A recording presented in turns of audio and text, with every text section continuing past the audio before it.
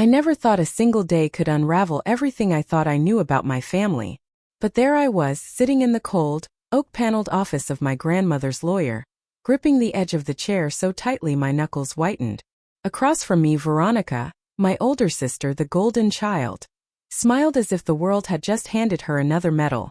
The lawyer cleared his throat, adjusting his glasses. "Lillian, your grandmother has left the family beach house to you." The words hit me like a punch. My body froze. My heart stuttered.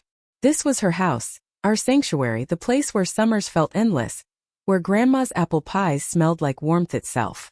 And now it was mine? Veronica's face went white for half a second before twisting into fury. "What? No. This isn't fair." "Family helps family," my parents interjected, voices tight with faux calm. "You should do the right thing, Lillian." I stared at them. Really stared. The same parents who had watched me struggle, who had applauded Veronica's every misstep as long as she was shining, now dared lecture me about morality. Flashbacks hit me like shards. Veronica, coddled and pampered, had used the art degree I funded as leverage to take a corporate job she barely deserved. When her car accident could have ruined her life, I had bailed her out financially. And every failed business, guess who covered the debts? Me. Meanwhile, I worked 3 jobs, watched my savings dwindle, and learned how to survive on scraps of support that never truly arrived. Grandma had always noticed. That's why Sunday afternoons at her little cottage were sacred. I remember her hands, rough yet tender, guiding mine through the garden, teaching me patience with her roses. The smell of apples as we baked pies together lingered in my mind long after her kitchen was empty. On my graduation day, when my parents didn't show, she had cried with pride for me, alone. She saw it all. She understood. Veronica's sneer broke my reverie. "You'll ruin everything. You can't even handle one house." I wanted to scream, to throw the first punch, but instead I did something I'd never done before. I paused. I reached into my purse and pulled out the envelope Grandma had slipped me the week before her passing, the one labeled "For Lillian, when the time comes." "Grandma left something else," I whispered, holding it up like a talisman. The room went silent. My parents' expressions faltered. Veronica's mouth opened, then closed again, disbelief clouding her features. The envelope felt heavy in my hands, not because of paper, but because of the power it represented. Every sacrifice, every invisible battle I'd fought for their benefit, was about to be acknowledged. And for the first time I realized, this wasn't just about the house. This was about finally standing up, about not folding under the weight of favoritism, entitlement, and emotional manipulation. I looked around the room. The faces I had known all my life, now suddenly strangers in their own selfish drama. I could hear the faint hum of the air conditioning, the scratch of my pen as I signed a form, the sharp inhale of my parents as they waited for me to do the right thing. I didn't move to hand it over. I didn't even answer their unspoken demand. Instead, I opened the envelope carefully, letting the paper fall into my lap like a promise. My fingers trembled, not from fear, but from the anticipation of justice, of revelation. And there it was, written in Grandma's familiar, looping handwriting. Words that could shatter illusions, words that would make every manipulation, every slight, every unfair moment crystal clear. Words that demanded to be heard. I took a deep breath, the office feeling impossibly small, heavy with tension. "I'm going to read this," I said, voice steady despite the whirlwind inside me. Every single word. Veronica's jaw tightened. My parents' mouths opened and closed like fish out of water. And in that moment I felt a strange, intoxicating certainty. Whatever came next, I would no longer be invisible, ignored, or taken for granted. Grandma had made sure of that. The envelope in my hands, the house officially mine, and the echoes of a lifetime of sacrifice pressing against my chest. I knew this was only the beginning. I unfolded the second, hidden letter Grandma had left. My eyes widened as I read the first line aloud. "They've taken from you your whole life." I held the letter with both hands, the paper trembling slightly, not from fear, but from the weight of truth. Grandma's words were like a scalpel, cutting through decades of lies, favoritism, and unspoken betrayals. I cleared my throat and began to read aloud, each word resonating in the stillness of the lawyer's office. "They've taken from you your whole life, Lillian. Not because of who you are, but because of who you were forced to be for them. Love is earned through care, not blood, and you, my child, have earned more than anyone realizes. A shiver ran down my spine. Validation at last. Every moment I had sacrificed for Veronica, every opportunity one had let slip to support her, every time I silently endured my parents' judgment, it all finally had a voice. But Grandma hadn't stopped there. The second letter was a public indictment disguised as family advice, and as the words unfolded, I could feel the tension in the room spike. To my children's parents, it began, you failed. You failed to nurture, to notice, to show love to the one who needed it most. Veronica was coddled. Lillian was ignored. Every birthday missed, every excuse made, every favor extended only to the favored child. These are your sins, and they will not be forgotten. The lawyer leaned forward, a hint of unease on his face. There's more, he said, sliding a USB across the desk. I plugged it into my phone. Video footage appeared. Doorbell recordings spanning years. 507 visits by Veronica, 12 by me. My jaw dropped. Every late-night call, every gesture of care I had offered, vanished from memory. Veronica's constant presence had always been framed as commitment or family devotion. But the numbers told a brutal truth. Veronica's face was pale, her hands shaking as she tried to recover. This isn't fair. You're twisting.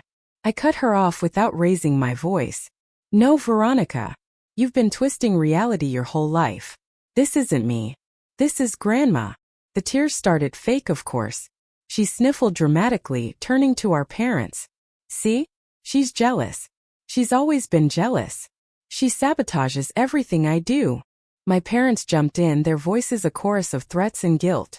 Lillian, if you keep that house, you're no longer welcome in this family. Think about your choices. Think about what's right. I let them talk. Let the noise crash around me like waves against rocks. And then I smiled, not cruelly, but with a quiet, unshakable certainty. The fear they tried to instill in me had no hold anymore. The letter had stripped their power. If keeping this house means accepting the truth about all of you, then yes, I said softly, letting each word land. I'll keep it. And by the way, the mother-in-law suite is available for rent, should anyone wish to visit. Veronica's scream filled the room, sharp and wild, echoing off the walls. My parents' faces contorted in shock and fury. But inside I felt lighter than I had in decades. The fear, the guilt, the need for approval, all of it evaporated. I was no longer playing by their rules. The lawyer cleared his throat, an almost apologetic look on his face. I believe that's all you need to know, Lillian. Everything else is yours to handle as you see fit. I nodded. Thank you. Grandma made sure I would have the clarity to do this right. As we left the office, I could hear Veronica's wails, fading as I walked out the door, the sunlight warm against my face. For the first time I felt unshackled. Each step away from them was a declaration. I would no longer bend to manipulation, threats, or favoritism. Grandma had given me more than a house. She had given me permission to exist fully, unapologetically, in a world that had tried to erase me. And as I locked the door behind me, I knew the next chapter of my life would not be dictated by fear, but by the power of owning my story. Behind the house, in a corner of the attic no one had touched in years, lay another secret. Grandma's safety deposit key. A small envelope marked with a number and a note that simply said, "For the life you've yet to live."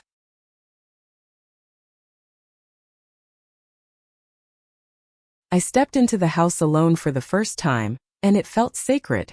The smell of lavender lingered in the hall, mingling with the faint memory of Grandma's apple pies. Dust motes danced in the sunlight spilling through the curtains, and for a moment, I just stood there, letting it all sink in. This wasn't just a house, it was a sanctuary I had earned, a symbol of every sacrifice I'd endured, every unseen battle I'd fought. The phone buzzed endlessly. Texts, calls, messages from Veronica and my parents, all demanding attention, all trying to pull me back into their chaos. But I blocked every single one. No distractions. No guilt. For the first time it was just me, my thoughts, and the quiet hum of a space that finally felt like mine. It was in that silence that I discovered the attic's secret. Tucked behind an old trunk, a small safety deposit key glinted in the afternoon sun. Beside it, A thin envelope bore my name in Grandma's familiar handwriting. Hands shaking, I opened it. Inside was $50,000, enough to cover years of lost opportunities, tuition and unpaid bills, and a note that read, "Use this to build the life they never wanted you to have." I sank to the floor, the weight of years of struggle crashing into relief. Tears streamed down my face, but they weren't of sadness.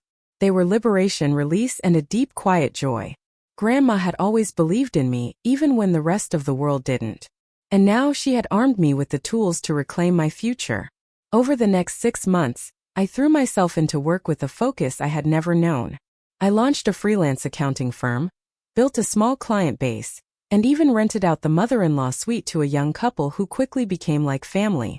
Every corner of the house transformed. The garden restored to its former glory, the kitchen alive with the smell of fresh bread, the living room a sanctuary for friends and laughter. I was finally living and thriving on my own terms. Meanwhile, Veronica floundered. Her usual confidence wavered with every failed attempt to weaponize public opinion. She posted on social media trying to paint me as selfish or ungrateful. But I refused to engage. Calmly, I let the truth, backed by Grandma's letters and the public records, speak for itself. Her attempts to dominate the narrative fell flat. The most surreal moment came when I realized my parents had officially filed a lawsuit against me. The absurdity of it almost made me laugh. They wanted the house back, as if any amount of legal threat could erase decades of favoritism, lies, and negligence. But I wasn't afraid. I had clarity, resources, and the moral high ground. I had Grandma on my side, and that was stronger than any courtroom drama they could muster. Every day in that house reinforced a simple truth. Success wasn't about revenge. It was about freedom. It was about reclaiming space, time, and dignity that had always been denied. I cultivated my social circle, connected with friends who truly cared, and embraced opportunities that had once felt impossible. Veronica, she was still finding herself, stumbling through self-inflicted crises, and I watched from a distance with no resentment, just quiet satisfaction. One evening I stood on the porch, the setting sun casting a golden glow over the restored garden. I realized I had transformed not just the house but myself. I was no longer the overlooked, sacrificed child. I was a force, steady, unshakable, and alive.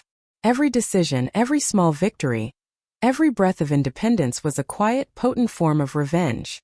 And yet, the attic envelope reminded me that Grandma's lessons weren't finished.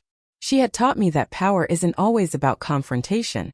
It's about preparation, patience, and using what's given to you wisely. I had the house, the resources, and the proof of my parents' failures. All I needed now was the patience to see the final act through. The lawsuit would be our next battleground, but I wasn't anxious. I was ready. And in the quiet of my sanctuary, I made a vow. When the time came, the humiliation they had spent years orchestrating for me would be returned in ways they could never imagine.